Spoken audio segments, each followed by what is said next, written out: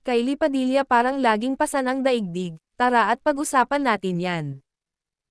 Pero bago ang lahat, kung di ka pa nakasubscribe sa ating channel ay huwag kalimutan mag-subscribe para lagi kang updated sa latest chika. Mahaba ang post ng aktres na si Kylie Padilla tungkol sa single motherhood kung saan tila nilabas niya ang mga frustration niya sa pagiging single mom. Sinabi niya roon na pinakamahirap daw ang single motherhood dahil parehong nanay at tatay ang papel sa mga anak. Pareho raw nurturer at disciplinarian pero higit sa lahat ay protector.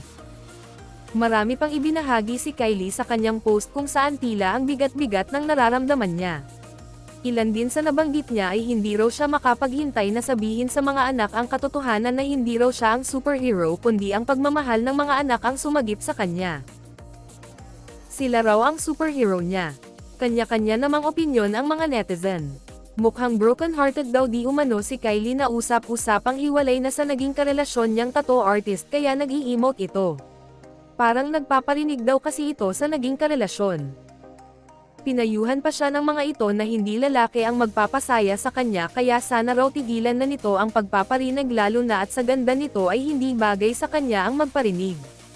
Ang ibang netizen naman ay nagtaka kung bakit tila parang pasan nito ang daigdig gayong buhay pa naman ang tatay ng mga anak nito na si Alger Abrenica at nariyan ang ama niyang Senador Robin Padilla, na tiyak na nakaalalay sa kanya at pati raw ang mga yaya at driver.